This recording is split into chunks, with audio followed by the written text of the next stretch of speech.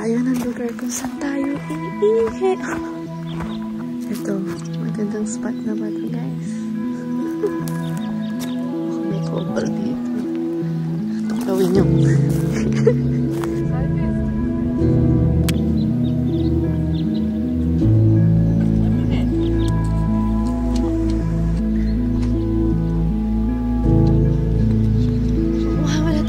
Kumot kasi ang lamig. Napansin namin, guys, nung lumapit na yung yung eleksyon, mas maraming mga changes right now. Sobrang humihigpit. Ang pinapakita right now ng government ay mahigpit sila when it comes to immigration. So parang iba siya way back kung i-compare ko siya nung nag-immigrate ako noong 2021. Dumadami na rin kasi yung mga tao dito sa Canada and gusto lang talaga nilang papasukin yung mga immigrants talaga or aspiring immigrants na may mga potential talaga, mga skilled workers talaga, and as much as possible kung ikaw ay isang international student, ay kung kaya mong mag-aral ng master's degree, mas gusto nila yon. Pero nagtataka lang ako, di ba kailangan nila ng trades or ng healthcare? Syempre yung mga professions na yun, hindi naman yun nagangailangan ng master's degree. So nagtataka talaga kami, anong meron? So sabi nila, may mga halong politika right now and hopefully matapos na to and maging stable na rin yung mga changes dito sa immigration. So good.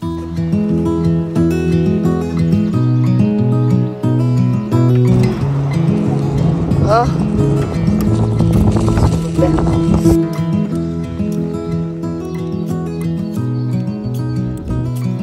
So kung papansinin nyo, guys, mas mataas ang pinag-aralan mo, mas gusto ka ng Canada, and kung mas mataas ang English mo, mas gugustuhin nilang kuhanin ka dito. And yun nga, kung meron kang skills sa French, mas gusto nila yon.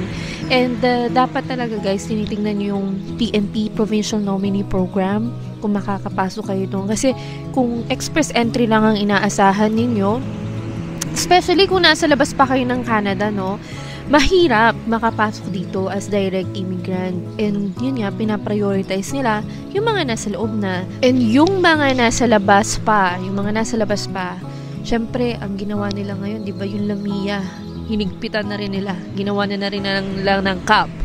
So, mas pinahigpit, mas pinahirap.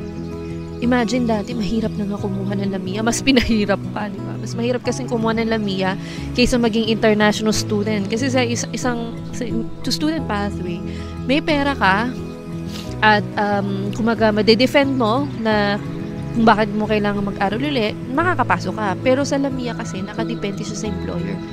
Di ba?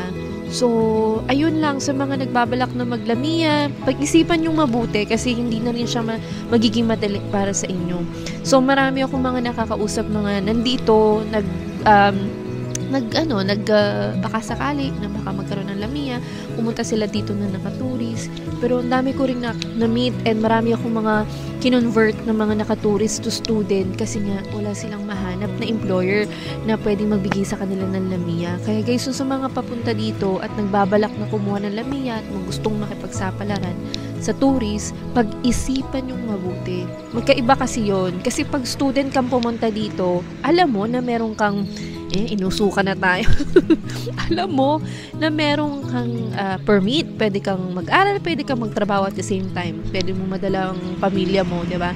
Pero pag nakatourist ka at binitawan mo lahat ng meron ka sa Pilipinas without knowing kung anong pwedeng mangyari sa'yo dito, yun talaga big risk yun, guys.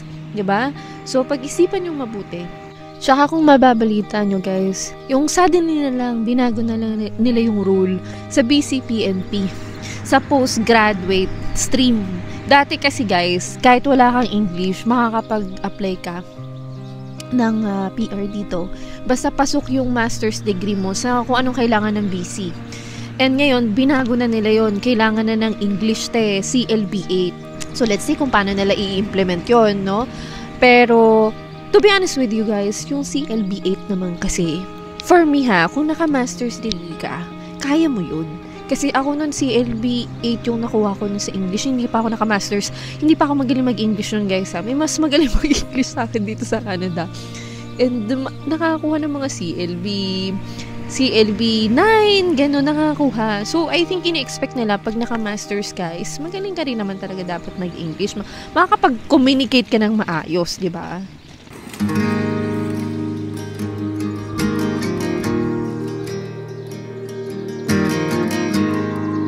So, ngayon, maghuhugas na tayo maghuhugas tayo ng plato. So, hindi ako sure kung dito ba ako maghuhugas or sa dagat. Kasi, pag dito ako naghugas, eto, kasi may bear. Pag dito ka naghugas at maamoy nila tong dish soap, pupunta sila sa amin. So, siguro sa dagat na lang tayo. Sobrang lamig. Oh.